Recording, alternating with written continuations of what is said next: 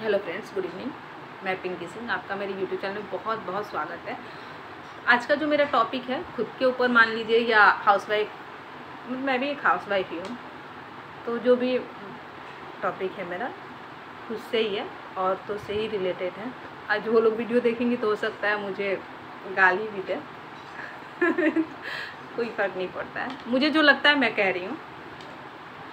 तो मेरी शादी को नियर अबाउट 10 ईयर हो गए, फरवरी में कंप्लीट हो जाएगा।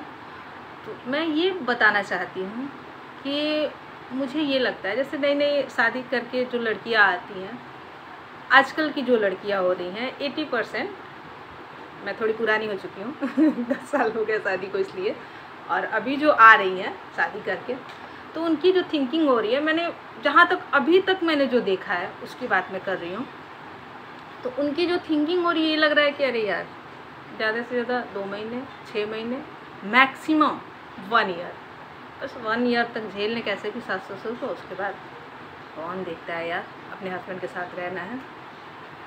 ये बताइए, आपके मम्मी पापा आप अपने मम्मी के पापा के साथ 25 साल स्पेंड करके आई हैं या 22 साल, कितने लोगों की 28-30 पे भी शादी होती, इतने साल, क्या कभी आपने ये सोचा कि अपने माँ बाप के साथ इतने दिन इतने महीने ही रहने हैं, उससे ज़्यादा मैं नहीं झेल पाऊँगी।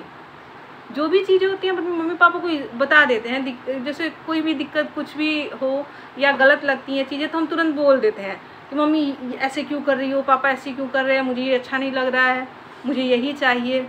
मैं मानती हूँ कि ससुराल में वो चीज़ें नहीं हो पाती हैं, हम इतने हक से नहीं बोल पाते हैं, लेकिन उस हक के लिए हमको अपना टाइम देना होता है। हम अपने मायके में 25 साल 30 साल 22 साल इतने साल रहते हैं, तब जाके वो हमको हक मिलता है। तो क्यों हम ससुराल में आके 6 महीने 1 साल बाद ही वो हक चाहते हैं कि वही हक मुझे मिल रहा है? ये क्या ये पॉसिबल है? नहीं हो सकता है मुझे नहीं लगता है, बिल्कुल नहीं हो सकता है।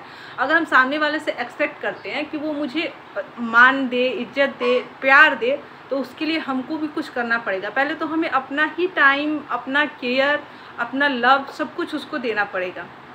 हस्बैंड लोग ठीक है, वो समझ जाते हैं, वो चीज़ों को समझ जाते हैं, लेकिन वो आखिर करे क्या? वो आपकी तरफ बोले या माँ की तरफ बोले, उनको खुद पिस जाते हैं। मुझे लगता है कि सबसे कठिन सिचुएशन जो होती है, हम औरतें तो हस्बैंड से भी बोल देते हैं, अपने माँ बाप से भी बोल देते हैं, लेकिन वो लोग किससे कहें? कोई भी दिक्कत होती है, जैसे मान लीजिए कभी मेरा ही कुछ हो गया मम्मी के साथ, ऐसे तो कभी होता ही नहीं है, जो भी बोलना होता है मैं क्लियर जाके मम्मी को बोल देती हूँ, तो मम्मी ये दिक्कत है, चाहे जो भी है। अब बोलने लगी हूँ, पहले नहीं बोलती थी मैं, जो भी होता था इनको ही बताती थी। तो अब तो मेरा इतना अच्छा बॉन्ड हो गया मम्मी के साथ कि अब इनको वो चीज़ें नहीं बता पाती हूँ जो मैं अपनी मम्मी को बता देती हूँ। तो बताइए कितना मैंने मुझे लग रहा है कि शादी के 5 या 6 साल बाद से चीज़ें सारी नॉर्मल हो गई पहले थोड़ी सी दिक्कत थी।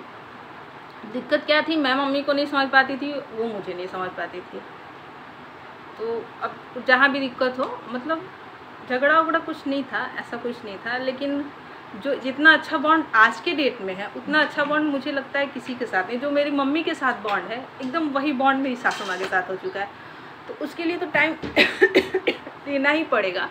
आप मान लीजिए कि आप वर्किंग वूमेन है, मुझे नहीं लगता कि उतना ज़्यादा घर में आपको टाइम देने की ज़रूरत है, या घर में कोई बहुत ज़्यादा आपसे वो ढूंढेगा कि आप ये करिए वो करिए।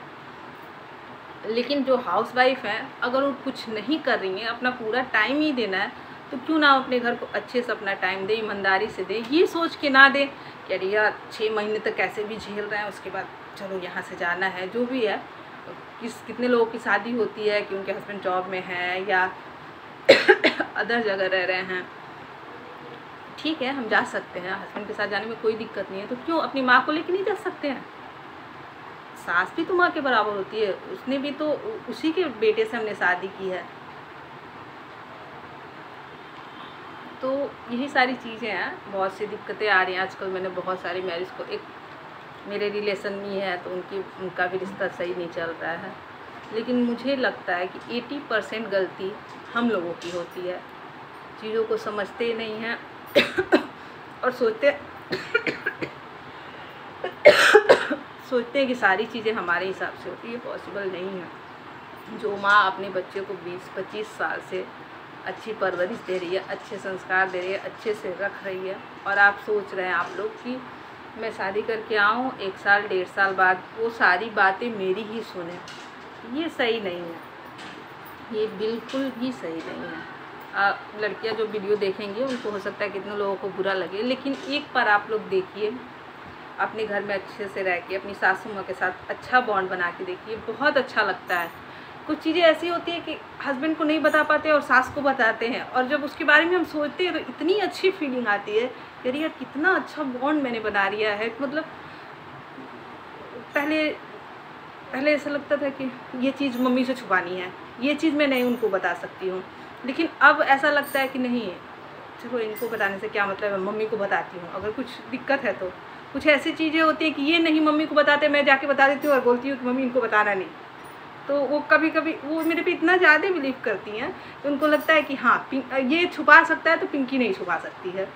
तो आज के डेट में बहुत अच्छे से हम लोग रहते हैं और इन फ्यूचर भी हम लोग बहुत अच्छे से रहेंगे, बस इस वजह से कि सामने वाला समझदार होना चाहिए। देखिए मम्मी की एज भी ज़्यादा हो रही है दिन ब दिन, हो सकता है कि उनका माइंड चेंज हो, तो जब उनके साथ रह रहे हैं, उनके साथ उनकी केयर करेंगे, उनको प्यार से रखेंगे, तो मुझे नहीं लगता है कि वो आपको बिना मतलब के गाली देने लगेंगी, बिना मतलब के उल्टा बोलेंगी, ऐसा पॉसिबल ही नहीं है। लेकिन हाँ, अगर हम बदतमीज़ हो जाएंगे, हम बदतमीज़ी से बात करेंगे, या मान लीजिए कि उनको ऐसा लगने लगेगा, ऐसा फील होगा कि अरे यार ये तो मेरी हर बात को इग्नोर कर रही है, मेरी कुछ भी नहीं सुन रही है, तो घर में दिक्कत तो होगी। और पीछेगा कौन? आपका हस्बैंड। ये बताइए, जिससे हम प्यार करते हैं, अपने पति से सब प्यार करते हैं। मुझे लगता है कि सारी लड़कियां, बाकी सबको छोड़ दो, मम्मी पापा है, मम्मी पापा को तो प्यार करती हैं, लेकिन सबसे ऊपर शादी के बाद हस्बैंड आ जाते हैं। तो ठीक है, आप हस्बैंड से प्यार कर रही हैं तो उसकी माँ से भी कीजिए आप लोग, और उसके पापा, उसकी पूरी फैमिली को आप लोग अपनाइए। अगर आप चाहते हैं कि 100% जो आपके हस्बैंड का लव वो आपको मिले, तो आप उसकी फैमिली को भी वैसे ही अपनाइए जैसे आप अपने परिवार को, अपनी फैमिली को, अपने भाई को, अपनी बहन को प्यार करते हैं। वैसे अगर आप करते हैं तो मुझे लगता है कि कितनी भी चीज़ें आपके हाथ में ना हो, आपके हाथ में ना होने के बाद भी वो आपके हाथों में आ जाती है। मेरे यहाँ भी चीज़ें सही नहीं थी, लेकिन आज के डेट में जितनी अच्छी मेरी फैमिली हो गई है, पहले नहीं थी। जो मेरे रिलेटिव्स वीडियो देखेंगे उनको लगे कि अरे यार ये क्या कर रही है, ये तो हम लोगों की शिकायत करिए, लेकिन ऐसा बिल्कुल नहीं है। जो चीज़ें सही है वही मैं बता रही हूँ आप लोगों को, कि पहले चीज़ें सही नहीं थी और कहीं ना कहीं मेरी भी गलती थी। मुझे भी लगता था कि नहीं यही होना चाहिए, वही होना चाहिए, मेरे हिसाब से होना चाहिए, और यहाँ भी थोड़ी सी दिक्कत थी। तो बस मैं यही कहना चाहती हूँ कि आप लोग जितने भी लड़कियों की नई शादी हो रही है, अब हम लोग धीरे धीरे तो हम लोग समझदार हो जाते हैं, जैसे जैसे हम लोग दिन बीतते जाते हैं, ईयर बीतते जाते हैं, तो उतने उसके बाद हम लोग में थोड़ी समझदारी आ जाती है, थोड़ी क्या बहुत ज़्यादा आ जाती है चीज़ों को कैसे हैंडल करना चाहिए। लेकिन जब नई मेरी जब शादी हुई थी तो मुझे बहुत सारी दिक्कतों का सामना करना पड़ता था। नई शादी हुई थी तो मुझे लगता था कि अरे यार जैसे एक बंदिश में आ गई हूँ। तो पहले मैं शादी के पहले जॉब में थी प्राइवेट, तो अब यहाँ आके एक अजीब सा बंद हमेशा घर में रहना, तो जैसे लगता था कि कैसे मैनेज हो पाएगा, नहीं हो पाएगा। इस वजह से मैं हमेशा 24 घंटे मेरे दिमाग में एक अजीब सी फीलिंग आती थी कि अरे यार 1 महीने बीत गया, 2 महीने बीत गया, मैं बाहर नहीं जा पा रही हूँ। ऐसे तो ये मुझे मम्मी से ले जाके मिला दिए थे, कुछ दिन बाद ही मैं मम्मी से मिलाई थी, लेकिन एक जो खुलापन था, जैसे छोटा सा शहर है जहाँ हम रह रहे हैं, तो बहुत ज़्यादा डेवलप नहीं है, तो वहाँ पे यही है कि शादी के बाद लड़कियाँ बाहर नहीं निकलती हैं, बहुत ज़रूरी काम हो तो निकल सकती हैं, और बड़े शहरों की तो कोई दिक्कत ही नहीं है, वहाँ तो आप निकल सकते हैं, बाहर जा सकते हैं, कोई दिक्कत नहीं है। तो वही सारी चीज़ें मैनेज करनी होती है। अब एक हमारे रिलेशन में लड़की हैं दिल्ली में ही उनकी परवरिश हुई है, सब कुछ हुआ है, लेकिन उनके मम्मी पापा मान ही नहीं रहे हैं। उनके मम्मी पापा को गवर्नमेंट जॉब में चाहिए, चाहे वो लड़का क्यों ना गांव पे ही रहता हो। अब ये बताइए कि जो लड़की दिल्ली में जिसकी परवरिश हुई है, वो दिल्ली में ही बचपन से रह रही है, क्लब मतलब बहुत सारी पार्टी क्लब, इधर जाना उधर जाना, मैं उनके बारे में अच्छे से जानती हूँ।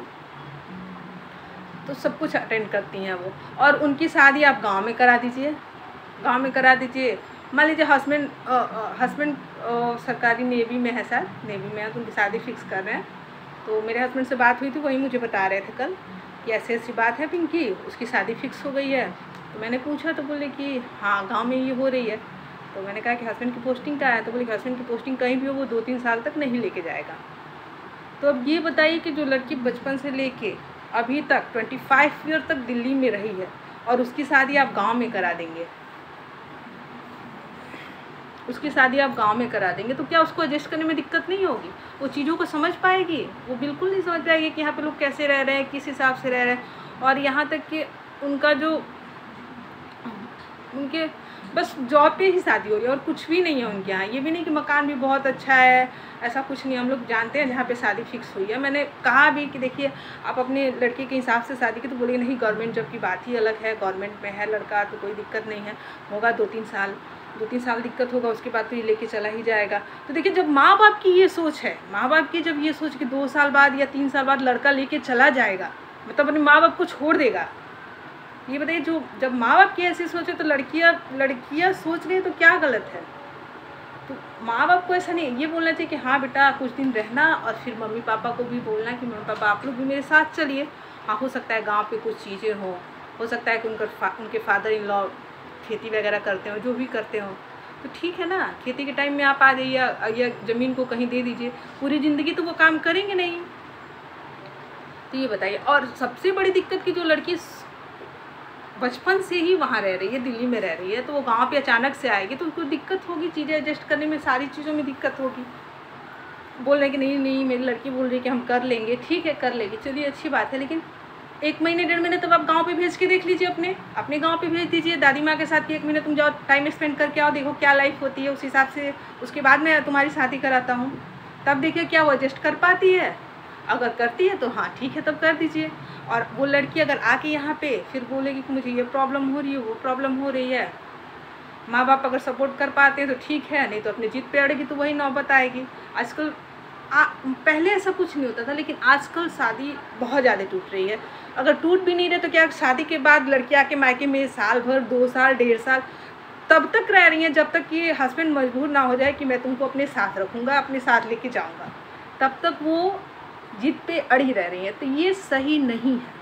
आप ये भी देखिए क्या मेरी लड़की उस घर में एडजस्ट कर पाएगी। आप जो भी पेरेंट्स हैं मैं उनसे कहना चाहती हूँ कि आप पहले ये तो देख लीजिए कि क्या आपकी लड़की वहाँ पे एडजस्ट कर पाएगी।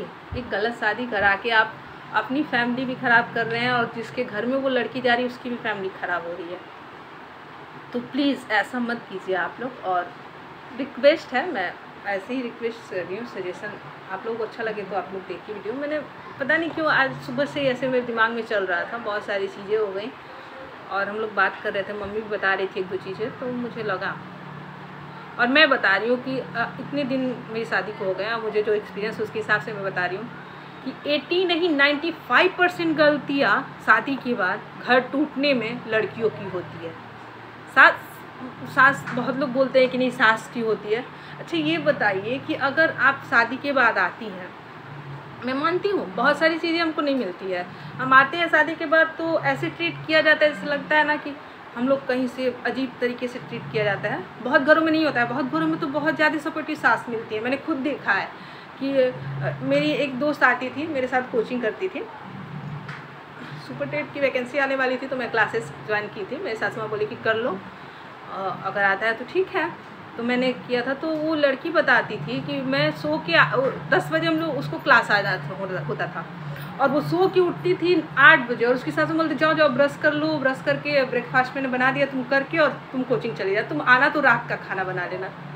तो इतना तो मुझे नहीं लगता कि उसकी किस्मत बहुत अच्छी थी कि ऐसी सास मिली उसको। इतना सपोर्ट कोई नहीं करता है। सपोर्ट आपको तभी मिलेगा जब आप सपोर्ट करेंगे। स्टार्टिंग में आपको 2, 3, 4, 5, 6, 10 साल भी लग सकते हैं, 10 साल भी लग सकते हैं आपको घर को संभालने के लिए। तो ये बताइए जब उनको घर में ही रहना है तो अच्छे से क्यों नहीं रहे, प्यार से क्यों नहीं रहे। सारी चीज़ों को मान लीजिए जॉब कर रहे हैं, चलो ठीक है जॉब कर रहे हैं, घर भी देख रहे हैं, वो चीज़ें तो थोड़ी सी दिक्कत आती है कि हम दोनों चीज़ को मैनेज नहीं कर सकते हैं। लेकिन जब हमको घर में ही रहना है, हस्बैंड का सपोर्ट मिल रहा है, सबका मिल रहा है। अगर मान लीजिए सास का सपोर्ट नहीं मिल रहा है लेकिन हस्बैंड का सपोर्ट मिल रहा है, कभी कभी ऐसा होता है कि हस्बैंड का सपोर्ट नहीं मिलता है, तो किसी एक का भी तो सपोर्ट मिलेगा। और हाँ, अगर किसी की ऐसी शादी हो जाए, मैं मानती हूँ किसी की गलत शादी भी हो जाती है कि घर अच्छा नहीं होता है, तो उसको शुरू में ही आप रोक दीजिए ना। क्या मतलब है सोचने का कि हाँ चलो देखते हैं सही हो जाएगा, सही हो जाएगा। नहीं, समझ में आ जाता है कि चीज़ें सही होंगी या नहीं होंगी।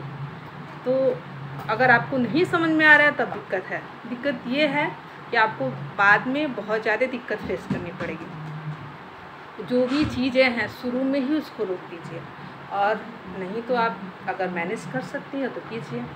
मेरा आज का बस यही टॉपिक था कि जितनी भी हाउसवाइफ हैं सबको तो हम एक साथ लेके नहीं चल सकते हैं, लेकिन कुछ लोग ऐसे हैं जिसको छोड़ा भी नहीं जा सकता है। और मुझे लगता है कि बुढ़ापे में सास ससुर जो भी हैं उनको हमारे केयर की बहुत ज़्यादा ज़रूरत पड़ती है। एक ऐसा उम्र आएगा हम लोगों का भी, हम लोग भी इस उम्र में जाएंगे और हम लोगों को भी सारी चीज़ें फेस करनी पड़ेगी।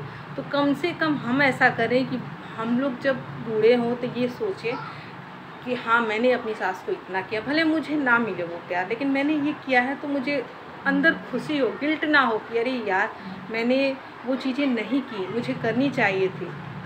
तो हम अच्छे से रखें अपनी फैमिली को, क्योंकि हस्बैंड आपको पैसे दे सकता है, आपको प्यार दे सकता है, लेकिन वो घर की चीज़ों को मैनेज नहीं कर सकता है। और अगर आप में और जो भी घर के मेंबर हैं, अगर उनके साथ आपका झगड़ा होता है, चाहे कुछ भी होता है, तो उसमें पिसता कौन है? वही इंसान जिससे हम बहुत ज़्यादा प्यार करते हैं, जिसको चाहते हैं कि कुछ भी ना हो। उसके लिए बहुत लोग करवा चौथ का व्रत रखते हैं। अरे यार व्रत मत रखो, रिस्पेक्ट करो, उसकी फैमिली की इज्जत करो, उसको प्यार से रखो। क्या हुआ? उसको प्यार से रखो। व्रत नहीं भी करेंगे तो चल जाएगा, लेकिन ये सारी चीज़ें होनी चाहिए। और घमंड तो बिल्कुल नहीं करना चाहिए कि मेरा हस्बैंड इतना कमा रहा है, मेरे हस्बैंड ऐसे हैं, ये बिल्कुल नहीं होना चाहिए। बहुत लोगों में है, लेकिन ये बिल्कुल भी नहीं होना चाहिए। और बस मेरा यही छोटा सा मैसेज, नहीं बहुत बड़ा वीडियो बन गया यार। ठीक है सर, आ रही हूँ अभी 5 मिनट में आ रही हूँ। चलिए, आपको मेरी वीडियो अच्छी लगी तो लाइक शेयर एंड सब्सक्राइब ज़रूर करें। मेरे बाबू को भूख लग गई है तो उसको थोड़ा सा कुछ बना के मैं दे देती हूँ। और वीडियो बहुत ज़्यादा लंबी हो गई है। अगर वीडियो मेरी अच्छी लगे तो लाइक शेयर एंड सब्सक्राइब ज़रूर करें। Thank you so much.